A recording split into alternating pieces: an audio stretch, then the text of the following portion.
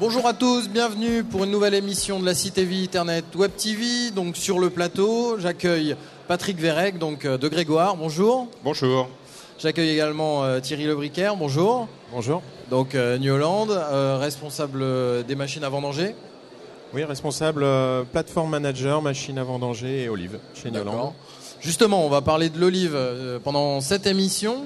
Il y a 3 machines primées au palmarès du CTV, donc 2011. C'est une culture qu'on n'avait pas l'habitude de voir sur le CTV. Pourquoi cet intérêt ? Avant d'aller sur vos machines, j'aurais besoin un peu de vos éclairages sur le marché. Qu'est-ce que ça représente dans le monde, un peu l'olive ? Moi, je pensais que l'olive, ça se récoltait à la main. En fait, le marché de l'olive est un très gros marché en surface puisqu'on a 10 millions d'hectares, compte à peu près 8 millions d'hectares de vignes.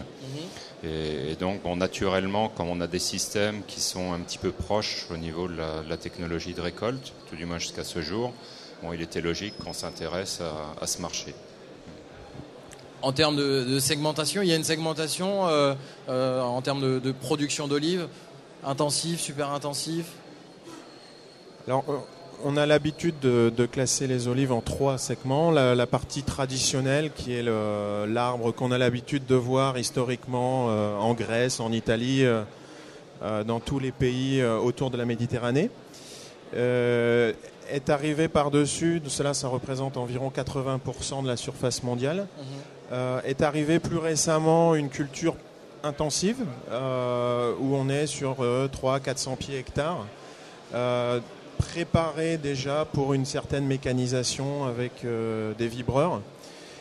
Et ensuite est arrivé les 15 dernières années ce qu'on appelle la culture super intensive, donc avec une densité de pieds à l'hectare de l'ordre de 2000 pieds.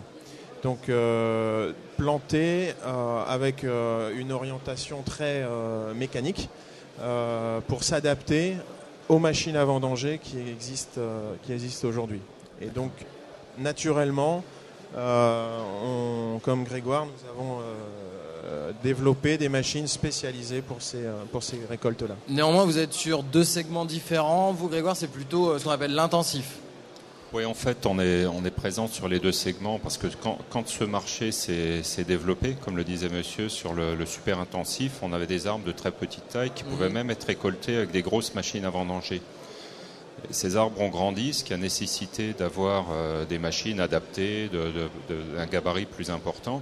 Et on est présent dans ce segment avec un modèle de machine, mais l'innovation cette année chez nous réside dans le fait de pouvoir, encore une fois, comme le disait monsieur, travailler dans le 3e segment qui est l'intensif, donc une densité de pieds un peu plus faible à l'hectare, des arbres plus imposants en taille et qui requièrent vraiment une technique de récolte spécifique. Et c'est donc la machine, ou tout du moins le système, le procédé qui est présenté sur notre stand.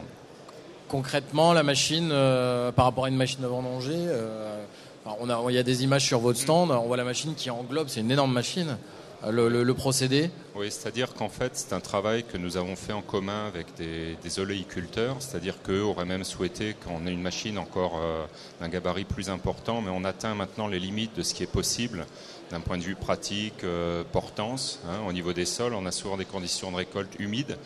Et là, c'est vrai qu'on a une machine qui fait 25 tonnes, qui a un procédé de récolte très spécifique avec 8 têtes de récolte distinctes qui suivent la forme de l'arbre et qui, sans, je dirais, altérer le produit fini, donc l'olive ou les branches, permet de récolter 90 à 95, même 98% des olives, ce qui n'était pas possible jusqu'à maintenant avec des systèmes de secouage ou autre. Donc il y a un vrai intérêt économique avec le produit que nous présentons cette année.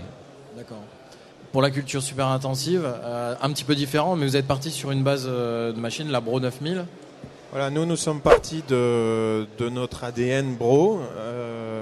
Nous avons, on va dire, simplement dimensionné le nombre de secoueurs pour s'adapter à la forme de l'arbre, avec 3 zones, puisque ce n'est plus une liane qu'on secoue, c'est un arbre. Et donc 3 zones qui se resserrent, plus on arrive sur la cime de l'arbre, plus les olives sont meilleures qualitativement et plus difficiles à prendre. Donc il y a 3 zones de secouage qui viennent donner une énergie différente suivant la hauteur de l'arbre. C'est un arbre, l'olivier, donc ça doit y avoir des contraintes énormes sur les machines. Oui, tout à fait. On garde le concept du SDC, c'est-à-dire on vient compacter les branches, les feuilles sur une distance d'environ 25 cm et on vient donner une énergie transversale et donc avec cette accélération-là, on vient recueillir les olives. Alors forcément, l'olivier, c'est un arbre, même ils sont très proches parce qu'on se situe sur des rangs de 4 mètres de distance entre rangs et 1 mètre 40, 1 mètre 50 entre chaque pied.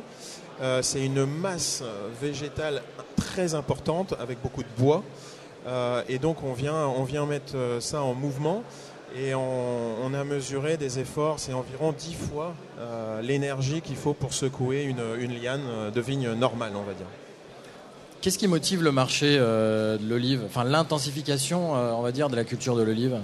En fait, il y a une contrainte économique sur les oléiculteurs, tout du moins en Europe, parce que la culture de l'olive bénéficiait de subventions par le passé qui se réduisent et qui doit conduire les oléiculteurs à trouver des solutions de récolte moins coûteuses. Et c'est vrai que la mécanisation, comme nous le proposons, est un des moyens d'améliorer le résultat et de compenser la baisse des subventions, parce que la récolte est un poste très important dans le prix de revient d'un litre d'huile d'olive.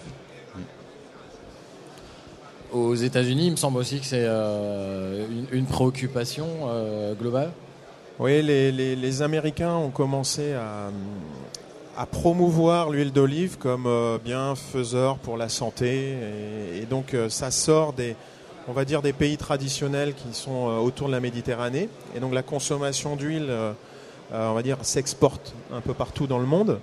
Les Américains, avec les histoires de taux de change, ont commencé aussi via des subventions à planter du super intensif. Aussi parce qu'ils y voient un intérêt pour réduire leur surface de riz et donc de diminuer la consommation d'eau dans le nord de la Californie et au sud. Voilà. De la machine à vendanger, vous êtes passé à la récolteuse à olive. Dans 2 ans, vous nous amenez quoi ? On regarde forcément tout ce qui est récolté, on va dire, en rang continu. On a déjà commencé à vendre quelques machines dans les fruits rouges, donc le cassis, les framboises, le blueberries. Et forcément, on tente de toujours la même chose, c'est de réduire le coût de la récolte. Alors pas forcément pour faire du fruit frais, mais pour faire des jus, des confitures, de la liqueur de cassis par exemple. Et la mécanisation devient incontournable dans les modèles économiques de beaucoup de produits. Stratégie partagée, je suppose, chez Grégoire. Oui, ce qui est important pour nous, c'est de rester dans les compétences que nous détenons. Et c'est vrai que tout ce qui est récolte de culture en ligne, je veux dire, on a des spécificités, mais on peut le traiter en interne. Et pour nous, c'est un des critères stratégiques pour travailler ces marchés. Donc je partage effectivement tout à fait l'avis de mon confrère ici. Mais même dans la vigne et l'olive, on a un potentiel de développement énorme, parce que dans la vigne, or, on va dire marché traditionnel, le taux de mécanisation est très faible, tout reste à faire. Et dans l'olive, on est simplement, je dirais, au début de la mécanisation. Et je pense d'ailleurs que certains des oléiculteurs se cherchent encore. C'est-à-dire que le modèle entre le super intensif ou l'intensif ou des compromis, je pense, sont pas encore complètement définis à ce jour. Donc c'est un marché qui est appelé, je pense, à évoluer. Il faudra que nos produits suivent ces évolutions. J'aimerais qu'on finisse sur le produit final. Les machines à vendanger aujourd'hui font très bien leur boulot et je veux dire qualitativement on voit pas l'impact que ça a sur le vin. Des fois on peut même améliorer on va dire la sélection ou le tri. Sur l'olive c'est la même chose. Sur l'olive c'est un peu le même objectif. Il faut tout d'abord respecter le plan, l'arbre. Effectivement, on aurait pu croire que comme c'est un arbre, on peut le maltraiter entre guillemets. Non, c'est un arbre, c'est très fragile aussi. L'écorce est fragile. Donc respect de la plante, comme dans la vigne. Et ensuite, respect du fruit. Les fruits s'oxydent très vite. Donc dès qu'ils ont des chocs, donc nos machines sont équipées de toiles non tendues pour éviter les rebonds, pour protéger le fruit au maximum. C'est identique. Oui, je pense que par rapport aux procédés utilisés jusqu'à aujourd'hui, au niveau de la récolte, on a une réelle amélioration au niveau du produit fini parce qu'il n'y a pas de contamination des olives par la terre ou autre, il n'y a pas de contact avec le sol. Je pense que c'est vraiment un élément important pour la qualité de l'huile. Merci messieurs, ça sera le mot de la fin. Je vous remercie d'avoir participé à cette émission sur la thématique de l'olive. Plein de bonnes choses pour le développement de ces marchés. Merci. Merci. À très bientôt sur la Cité Viternet Web TV.